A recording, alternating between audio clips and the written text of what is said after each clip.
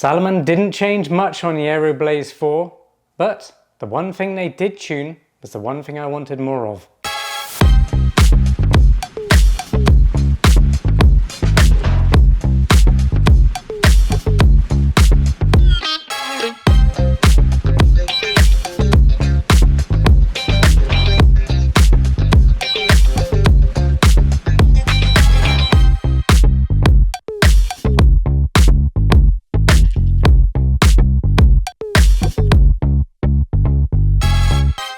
Before I get into it, bear with me as I do a huge studio overhaul. This is very much a temporary backdrop. I am crafting something very beautiful. The Aero Blaze 4 keeps the no-fuss versatile daily trainer character from the version 3. A stable, connected to the ground platform you can trust at the same $140 price tag. The difference is now very much in the ride. The retuned OptiFOAM² midsole runs smoother and more responsive underfoot.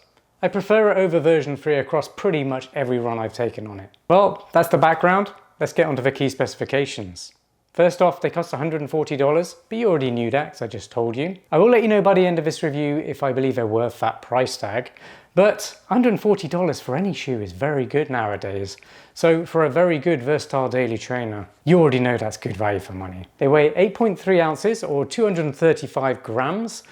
That's for size US men's 9, my pair, and that's also the exact same weight as the previous version. That's very lightweight for a daily trainer like this. They have an 8mm drop, that's 35mm at the heel, and 27mm under the forefoot. The upper is using a new engineered mesh with zoned structure for airflow and support. I really like how it looks, and it's also got 360-degree reflectivity. The midsole is using that updated, retuned OptiFOAM². It's pretty much the same geometry as the previous version.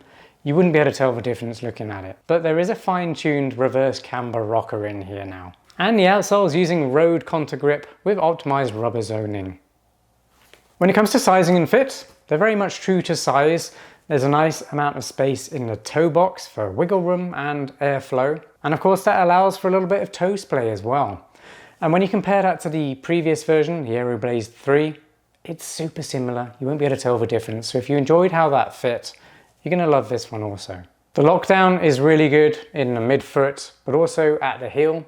So you don't really have to do any racer's loop heel lock method to lock your heels down. Maybe if you've got very narrow heels, you might want to use that method. And if you're not sure what that is, follow that link up there. There's a little demonstration if you have narrow heels. This lacing method basically locks your heel in the shoe, removes any slippage, and makes your running more efficient. The tongue, the collars, and the heel counter are all very padded, really nice and soft to step into. But it also has good structure at the heel as well. There's also a good amount of arch support in here, more so than the average running shoe out there. So if you feel like you need good arch support, it is here. And I really appreciate that right now because I am having a little bit of a plantar fasciitis flare up, which is not ideal because I'm in the middle of training for speed goat right now. Incredibly frustrating, but I'm doing what I can right now. That means more work on the bike and taking it easy on my runs, just letting that plantar fascia heal a little bit, which is going to allow me to hopefully get to the start line feeling much better. We'll see how that goes. If you're enjoying this review so far, please give the video a like, really appreciate it. And make sure you subscribe to the channel for more running shoe reviews just like this one. And of course, hit that notification bell. Then you'll get notified as soon as new videos drop. And you won't want to miss what's coming. And if you've had experience in the Salomon Aero Blaze 4, I want to get your opinions on this. Good or bad, it's all really going to help anyone who's looking to buy this for their next daily trainer decide whether or not it's going to be the right one for them. So we all really appreciate it as a community. Put as much information as you can. Thank you. Okay, let's move on to my performance review. I'm going to start by talking about the ride because that for me is the thing that's changed the most. Even though it's subtle, it's a huge improvement for me. And it's turned a very good daily trainer into one of my favorite daily trainers right now, which doesn't happen very often. I am very strict on what gets into my top 3 of any category. So to have this one move from position 6 to my top 3, well, it's got to have something good going for it, right? And the reason for that is the OptiFOAM² midsole foam. It has been retuned, so it's more lively now. On my previous review, I did mention how this midsole felt a little bit flat. It was pretty good for a daily trainer, but there wasn't much spring back. There wasn't a huge amount of response. Felt a little bit dead to me, and that kind of reduced the pace range or the types of runs I could get out of that shoe. This is very different. It's more responsive, it's springier, and overall it's just much more lively. It's much more fun to run in. But don't mistake this one for the Aero Glide 4. It's not a max cushioned plush or bouncy running shoe. This one is tuned a little bit more down to feel more like a traditional daily trainer, whereas the Aero Glide 4 is a max cushion daily trainer. Both neutral running shoes, but that's the key difference there. If you are looking for a more bouncy, cushion protective ride for doing long runs and recovery runs, that's probably going to be a better option for you.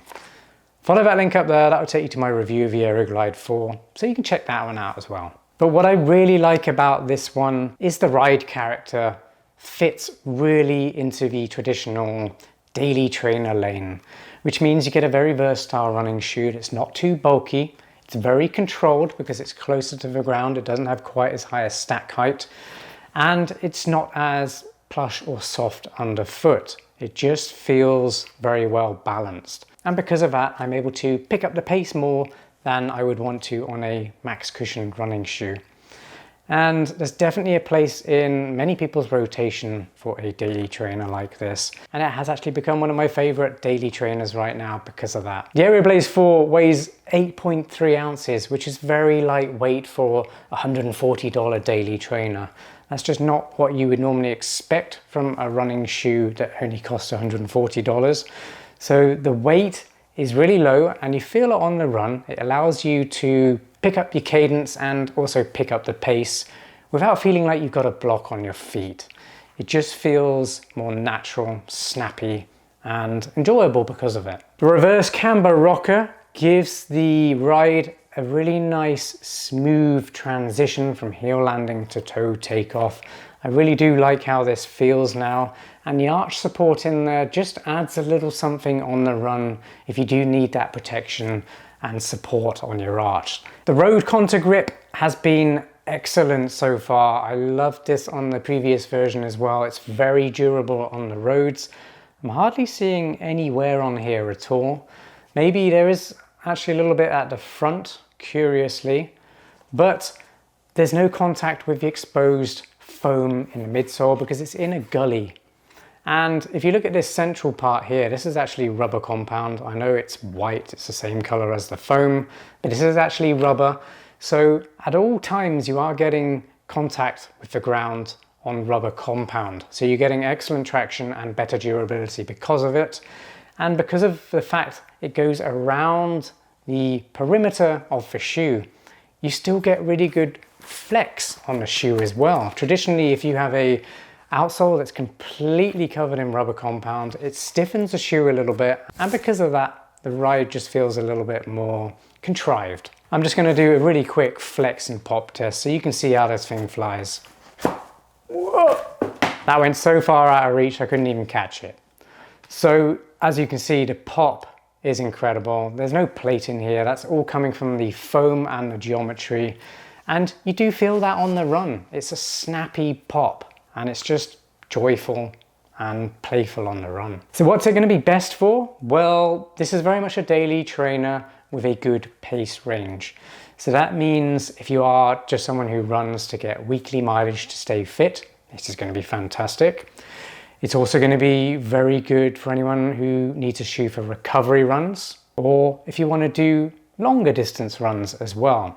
It fits that category very well, and because the pace range is better, you can pick up the pace in this shoe as well. So you can do those runs, but faster if you wish to. That said, it's not a tempo running shoe, so don't go thinking this is one for speed training or tempo runs. There are much better options out there. If that's the shoe you're looking for, head over to that roundup. That'll help you find the right ones for you. And because it also looks really nice and is fairly stable, it's actually a very good lifestyle shoe. You can wear this all day long, take it for walks, walking the dog.